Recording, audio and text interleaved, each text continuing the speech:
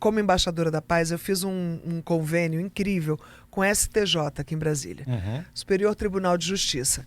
E aí, nessa pegada, a gente começou a pensar em como que a gente traz soluções mais inteligentes, inclusive para dentro do judiciário brasileiro, porque não é possível que tudo tenha que acabar numa corte com um juiz. A galera fica muito sobrecarregada, inclusive, né? Então, a coisa da mediação de conflito, de você resolver os problemas, as pendengas, antes de precisar ir para o pau, como eles dizem, né? Conciliar.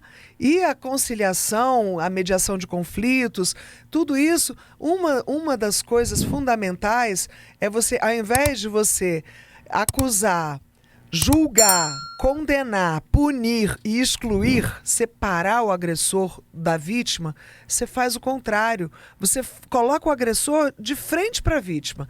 Primeiro, para que o agressor entenda o mal que ele fez, para que ele perceba o quanto é... Ter noção ali. Ter noção da consequência do ato dele e para que ele tenha a possibilidade de se retratar, de pedir desculpa, de ver como é que ele pode fazer para consertar aquilo ali, aquele mal que ele causou. Então, tá vendo? É um movimento completamente diferente do que a gente está acostumado. Por isso que eu falo que é uma pegada para frente, inovadora. Porque quando a gente tá na cultura do medo, né, que você faz com que o outro se sinta culpado e você pune e você exclui, e a gente está vendo que isso apenas faz perpetuar os ciclos da violência. O que a gente vê é que os agressores de hoje são geralmente as vítimas de ontem. Então, como que a gente faz para quebrar esse ciclo da violência? Para ajudar a pessoa, mesmo que ele seja um agressor hoje, você acolhe o cara e ajuda ele a se transformar, de verdade. Inclusive para você evitar que ele faça uma nova vítima ali na frente. Então a pegada não é excluir, separar a vítima do agressor, é aproximar e fazer com que eles possam se reconciliar, se entender. Inclusive para a vítima, se ela tiver a possibilidade de perdoar, ela própria vai sair ganhando com isso. Porque o perdão, ele libera, inclusive, a sua vida, né? A gente vê, tem um exemplo lindo que é da Keiko Otto, sabe? Que ela até virou deputada, depois senadora, e ela fez o Dia do Perdão. Ela criou esse dia, o Dia do Perdão. E ela passou por uma dor brutal. A história dela é surreal, né? Porque ela tinha um filho que foi sequestrado. Por uma pessoa próxima. Por uma pessoa próxima. Ela pagou o resgate e assassinaram o filho dela. E ela conta que ela ficou muitos anos num buraco escuro de sofrimento, de depressão, claro, porque ela viveu a pior de todas as provas para uma mãe que ia perder o filho. Muito pesado. E ela conta que a vida dela mudou e ela conseguiu ressignificar essa experiência e, inclusive, fazer com que o sofrimento se transformasse numa plataforma para que ela se lançasse num novo momento, inclusive de sucesso. Foi quando ela virou política, quando ela virou deputada, que tudo isso a partir de um momento decisivo na vida dela, que ela entrou dentro da penitenciária, olhou para dentro dos olhos do assassino do filho dela e falou, eu vim aqui te perdoar. Eu vim aqui para te perdoar. E perdoou mesmo. E na hora que ela perdoou, ela também se libertou daquele trauma inteiro, daquele sofrimento todo. Então, quando a gente fala em punir, em evitar o crime, mas não o criminoso, né? Você não deve ir contra o criminoso. O criminoso precisa de ajuda. Claro que estamos contra os crimes. Todos os crimes precisam ser evitados. Mas os criminosos precisam ser olhados com esse olhar de quem precisa de ajuda inclusive psíquica, né? Porque são situações muito complicadas. Eu acho que a violência, de uma forma geral, nas cidades grandes, a violência é uma doença, é um adoecimento social.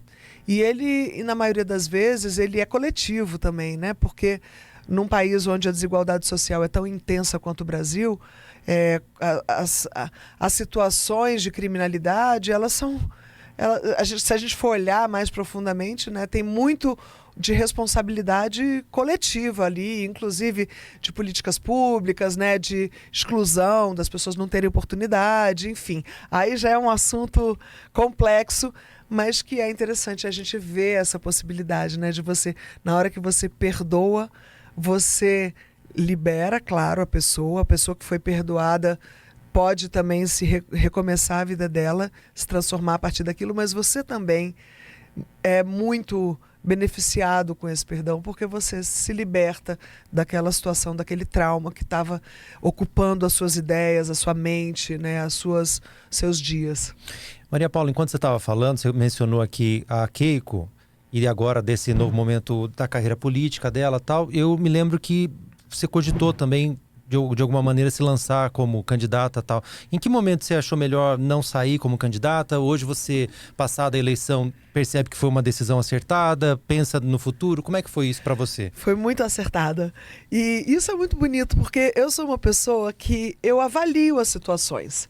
Então, eu estava avaliando como que eu posso ser mais útil para a sociedade que eu estou inserida, como que eu posso usar os meus talentos da melhor forma para colaborar, para a gente ter uma sociedade melhor. Como eu venho, como embaixadora da paz, trabalhando com questões sociais, que de alguma forma são políticas, né? Há muitos anos já eu venho fazendo isso através da diplomacia, né? Desse título de embaixadora da paz que eu recebi.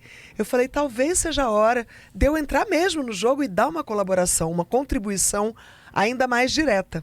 E avaliei e participei ali de uns meses olhando, prestando atenção, até o momento em que eu entendi que não, que eu não estava disposta a me candidatar diante das circunstâncias, né, do cenário que se estabeleceu. Eu falei, bem, com esse cenário aqui eu prefiro não entrar nesse jogo.